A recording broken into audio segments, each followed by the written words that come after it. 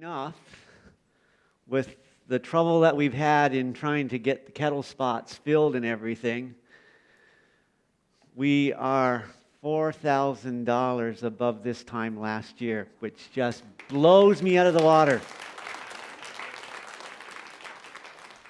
So what's that mean? That means we have 16,000 within the next 12 days or so to collect in order to reach our target. So if you haven't done a stint on the kettles, please, please, please look at the sign-up sheets and put your name in a spot, because there still are some spots there for you. You need to be commended, those that are doing it. I appreciate it. And the generosity of the people of Lindsay is shining through once again. And we give God praise and glory for that. Galatians chapter 4, verse 4 says, "But when the right time came, God sent his Son, born of a woman, subject to the law. God sent him to buy freedom for us who were slaves to the law, so that he could adopt us as his very own children. And she brought forth her firstborn son. She wrapped him in swaddling clothes and laid him in a manger." Where's the manger? The scene portrayed in Luke's Gospel, chapter 2, in particularly verse 7, is a very familiar story that has become unmistakable during this time of year. If you were to go down William Street, across Wellington, approaching Kent, you would come across the Presbyterian Church. And in front of the Presbyterian Church, you would see a crèche, right? A representation of the birth of Jesus Christ, either with statuary or in a painting, or sometimes with actors portraying Joseph, Mary, and Jesus. Usually the setting is quite pastoral, with Mary and Joseph watching as Jesus sleeps in the clean wooden feeding trough. Sometimes there is a glowing light emanating from baby Jesus. The straw is fresh. Overhead, the stars twinkle in the sky. Nearby, the cattle and the sheep rest contentedly, and the faithful donkey watches the happy parents. And very often, the shepherds and the wise men bow before the babe in the manger. As I said, it is a sweet and beautiful scene. But wait, we have a problem. The fact is that this peaceful scene bears little connection to what really happened that night in Bethlehem. It wasn't very peaceful. It couldn't have been as clean. Nothing would have been as beautiful as we make it appear. And there is no reason to believe that the shepherds and the wise men ever saw Jesus at the same time. However, the biggest problem rests in one fact. This is it. The Son of God from heaven comes to earth and is born in a stable because there was no room in the inn. Ted Nevelin got good news this week. Their 5th grandchild, right, was born, a baby girl. Congratulate them. Yes. But just like the story of the babe in Bethlehem, there was no more room in the birthing area of the hospital. And so they were sent home the very next day. An up-to-date story or illustration of the fact that the Son of God from heaven comes to earth, born in a stable because there is no room. And we hear this so often that we take it for granted, but it does not seem right. So to help us think about this one fact of Jesus' birth, let's consider together three questions this morning. What's wrong with the picture? Why does God allow it? And what do we learn from it? From our point of view, Jesus should not have been born in a stable, but he was. Surely this was not an accident, but a message from the very heart of God. Point one, what's wrong with the picture? It's simple. Jesus doesn't belong in a stable. He's the Son of God from heaven. He doesn't deserve to be treated like a vagrant or a criminal, according to Isaiah chapter 3, verses 8 and 9 and 12, where it speaks about him dying the death of a criminal, being spat upon, suffering. He deserves the best the world has to offer. He comes from heaven to earth and ends up in a stable? How can that be? Let me press the point home in another way. God could have done better. Think about it for a moment. Suppose you had all power and could choose the time and place and manner of your son's birth. Would you choose to have him born outside in a stable? That doesn't make any sense. What's going on here? Why is it happening? Why is there no room in the inn? Perhaps the place to begin is with a note about Bethlehem. If you visit Bethlehem today, you'll find that it is a fairly large, bustling Arab town located 7 or 8 miles south of Jerusalem. The situation in that part of the world is very tense nowadays, and although it wouldn't be advisable to walk from Jerusalem to Bethlehem, you could do it easily in an hour or two. In Jesus' day, Bethlehem was a tiny Jewish town, a small, out-of-the-way village, one of the least important towns in all of Judah. One writer called it a hamlet, meaning a quaint little village. A few shepherds lived there, some farmers, a few merchants, and that was about it. It was a small Jewish village made famous only because it was King David's birthplace. One part of the story involved a man named Caesar Augustus in faraway Rome who, prompted by God, decreed that a census be taken so that taxes could be collected throughout all of the empire.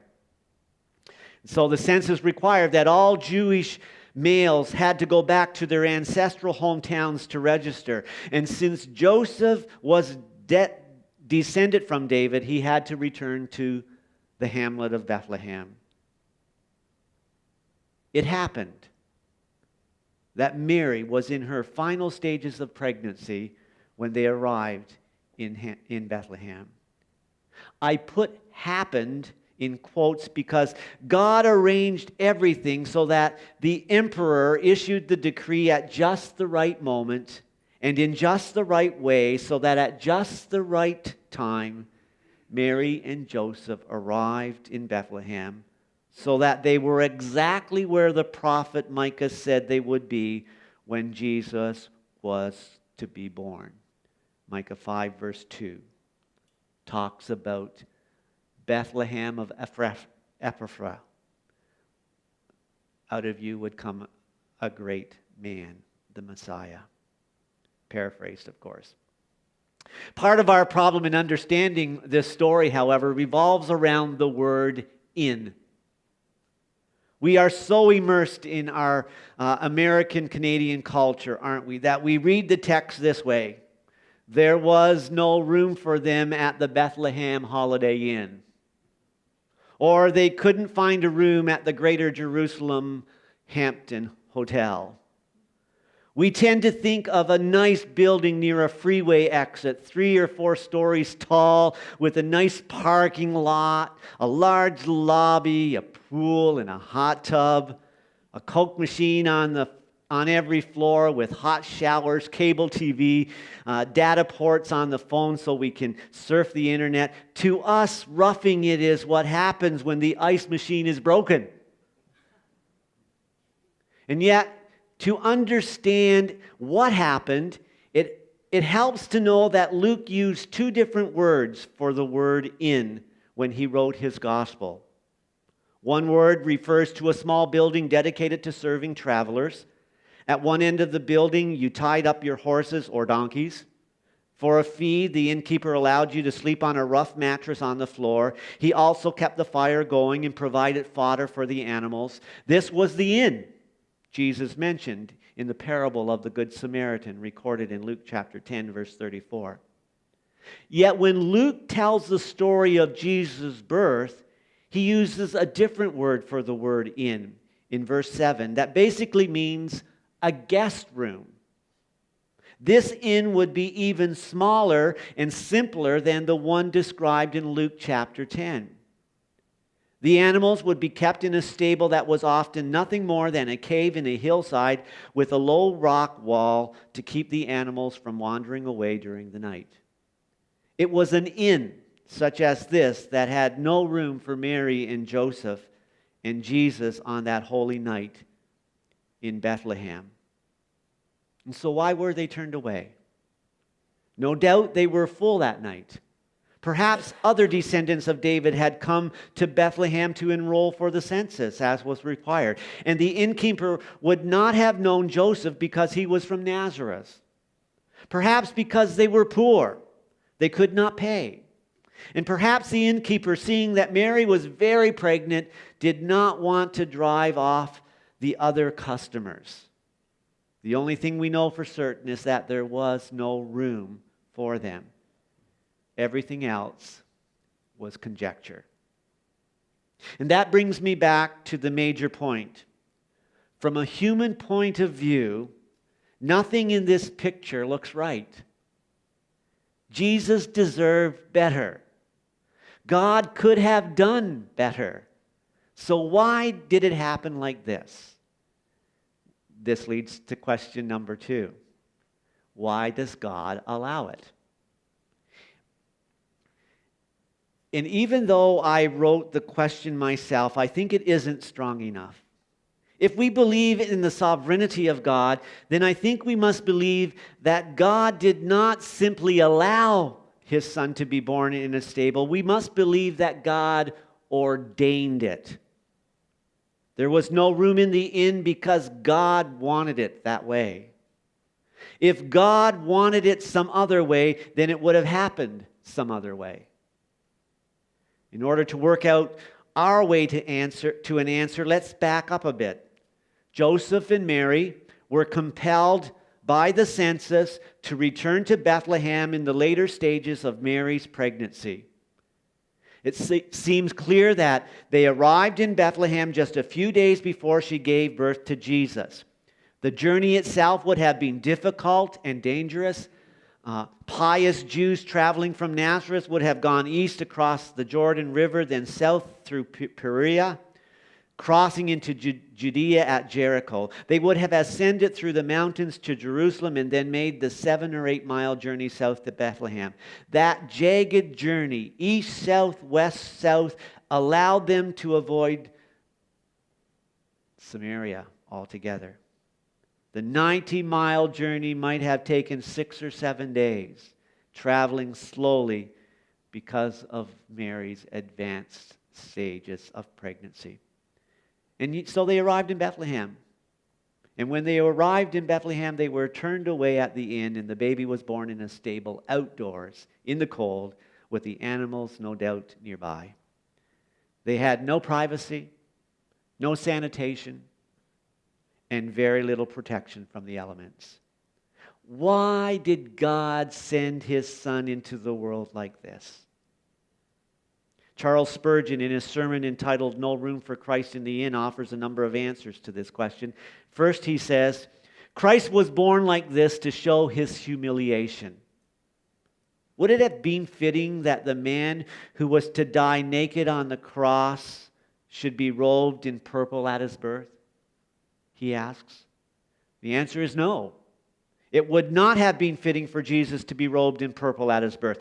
All his life, he would be not much more than a peasant. Nothing is more fitting for Christ than to be born in a manger, since he had laid aside his glory to take the form of you and I, servants. Philippians chapter 2. Spurgeon goes on to say, secondly, he was born like this because he was the king of the poor. The poor and the outcast knew Jesus was one of them because of the way he came into the world. In the eyes of the poor, imperial robes excite no affection. A man in their own garb attracts their confidence. Spurgeon notes that the best commanders are those who have the common touch, who are not afraid to mingle with the soldiers on the front lines, who aren't ashamed to get their hands dirty in the trenches of warfare. When soldiers know that their commander has walked where they walk, they will follow him to the ends of the earth. The poor of the earth know that in Jesus they have a friend who cares about them. The third point Spurgeon makes is that he was born like this in order that the humble might feel invited to come to him. The very manner of his birth, turned away from the inn, born in a stable, was an invitation, listen, an invitation to the rejected, to the abused, to the mistreated, to the forgotten, to the overlooked, to come for salvation. We might tremble to approach a throne, but we cannot fear to approach a manger. If Jesus had been born in Paris or in Beverly Hills, only the rich and famous would feel at home with him. But since he was born in a stable, all the outsiders of the world, and there are far more outsiders than there are insiders, would instinctively feel a kinship with Jesus Christ. Friends, I find that an inspiring thought. The fact that there was no room in the inn turns out to be much more than an incidental detail. Instead, it is central to who Jesus is. Now that we know why he came, surely we will say he had to be born like this. It couldn't have happened any other way. Is there a hint of his upcoming death? I believe there is. Turned away from the inn, resting in a feeding trough, he was already bearing the only cross a baby can bear, extreme poverty and the contempt and indifference of mankind. In the words of Francis of Assisi, we hear these words. For our sakes he was born For our sakes he was born a stranger in an open stable. He lived without a place of his own wherein to lay his head, subsisting by the charity of good people, and he died naked on a cross in the close embrace of holy poverty. This baby, lying, forgotten in an exposed stable, resting in a feeding trough, is God's appointed sign to all of us today. God has come into the world in a most unlikely way. This is what Philippians 2:7 means when it says that he made himself nothing, taking the very nature of a servant, being made in human likeness. Nothing about the baby Jesus appeared supernatural. If you had been there, and if you had no other information, you would have concluded that this was just a baby born to a poor young couple down on their luck. Nothing about the outward circumstances pointed to God. Yet all of it, every part of it, every single solitary, seemingly random detail was planned by the Father before the foundation of the world. To the unseeing eye, nothing looks less like God. To those who understand, God's fingerprints are everywhere. So the third question is, what do we learn? What do we learn? And so I say, if we stand back and we consider the one aspect of the Christmas story, some amazing truths do come forth. We learn something about God, something about the world, something about Jesus, something about the followers. The first thing we learn is that God uses adverse circumstances that make no sense at the time in order to accomplish His purpose in our future. At first glance, the fact that there was no room at the inn seems insignificant. But I assure you that it was no small detail to Mary and Joseph. Being turned away at the moment when the baby was coming must have been devastating. Giving birth in a stable no doubt tested their faith to the limit. Certainly it would not have made sense at that time. Mary and Joseph, no matter how devout they were, simply could not have foreseen how this negative turn of events would turn about to be part of God's plan to bring His Son into this world. They might have believed it, but they would not have seen it in advance. Life is like that. We don't know what is coming around the corner, and many things we endure make no sense at all when they occur. And sometimes they don't make sense for years to come, and sometimes they never make sense to us. In moments like this, my friends, rather than try to explain the mysterious ways of God or try to answer unanswerable questions, we do better to rest on what we know about God, that He is good and just and merciful, that His ways are not our ways, that He makes no mistakes, and He does whatever He pleases. The psalmist tells us that in Psalm 115, verse 3. Friends, I take great comfort in the fact that our God knows what He is doing, and He uses everything that happens to us to accomplish His purposes in us, through us, and for us. Nothing is wasted. That was true for Mary and Joseph. Nothing is wasted, not even being turned away because there was no room. Secondly, we learn that the world had no room for Christ, and it has no room for Christ now. John 1, verse 11 says, He came to that which was His own, but His own did not receive Him. Jesus came home to His own people, and they wouldn't take Him in.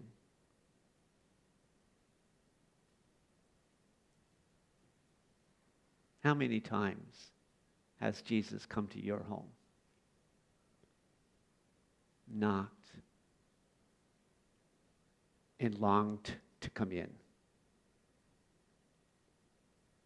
But for whatever reason, entry wasn't made. Jesus came home to His own, and they wouldn't take Him in. They knew He was coming. God had told them over and over again, many times in many ways. They had ample warning. Even some pagan astrologers in Persia figured it out when they saw His star in the east, according to Matthew chapter 2, verses 1 to 5. But the rejection of Christ by His own people was a portent of things to come. The world that had no room for Him then still has no room for Him now.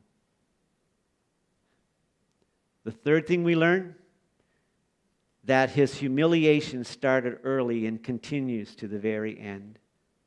During His ministry, He told His disciples in Matthew 8:20, foxes have holes, birds of the air have their nests, but the Son of Man has no place to lay His head. He owned nothing but the clothes on His back. And when He was crucified, the soldiers even gambled those away. When He died, they buried Him in a borrowed tomb. The whole story is quite remarkable if you think about it. The whole story is amazing. Our Savior's birth pictured the whole course of his life. He was born outside the inn. He died outside the walls of Jerusalem, according to Hebrews 13:11-13. He was an outsider in every sense of the word. He came from outside this earth. He was born outside the inn, and he died outside the city walls. His humiliation followed him from the beginning of his entry into this world of ours until the end. The fourth thing we learn, that his followers share in his fate. We live with him. We suffer with him. We die with him, and we reign with him. Just as there was no room for Jesus, there is no room for his followers. This week, I noticed a detail in the Christmas story that I'd never seen before. Whenever I have read or heard Luke chapter 2, verse 7, I always read and heard the last phrase this way: because there was no room for him in the inn. But that's not what Luke was saying. He actually wrote, because there was no room for them in the inn. Remember? The innkeeper had no idea that the Messiah was about to be born. I had always read it as if there was no room for Jesus. True enough. But there was no room for Mary or Joseph either. Even that detail tells a story. What happened to him happened also to them. That too is a pattern for the future. Many years later, Jesus challenged his disciples this way in Mark chapter 8, verse 34. He said, if anyone would come after me, he must deny himself, take up his cross, and follow me. When Christ calls us, he bids us come and die with him. And so we come to the very end of the story. What great truths lies behind the simple words recorded in Luke chapter 2, verse 7. The tiniest details turned out to have enormous significance in the Christian story. The no vacancy sign were there for our benefit. God could have made a room available. He could have created a hospital or a palace in Bethlehem if he had so desired. The sequence of events that unfolded, the census, the long journey, no room, no crib for a bed, the feeding trough, the swaddling clothes, all of it planned by God, even though it all appeared to happen by chance. God willed there would be no room in the inn, not for the sake of Jesus, but for our sake. That we might learn who Jesus is and why he came. Because there was no room in the inn, the final call is always individual. The world has no room for Jesus. What about you? Do you have any room for Jesus during this Advent season? Is Jesus the child of Bethlehem, the outsider who came so that we as outsiders could relate to him and be united with him in fellowship because of what he came to do? The world has no room for Jesus. What about you? Stories told of a little boy who was chosen to play the innkeeper in the annual children's Christmas play at his church. I believe if you've seen The Bells of St. Mary, this plays out in it. The little boy chosen to play the innkeeper had only one line. When Joseph knocked on the door, he was to open it and tell them there was no room in the inn. As the play began, parents and grandparents wondered how their children would do that night, just like you're going to do tonight when you come back and share in the pageant, the dinner theater. At last, the big moment came for the innkeeper. Joseph knocks on the door. The young boy opened it, saw Joseph and the very pregnant young girl. He blurted out the show-stopping lines, "There is no room left in the inn, but you can share my room." Some people thought the Christmas pageant had been ruined. Others thought it was the best one ever. The little boy told the frustrated director later, "I just couldn't send Jesus away. I had to find a place for him."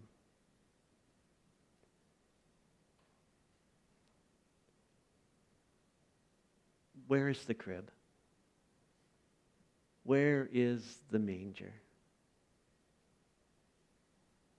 Is it not the bed of our hearts?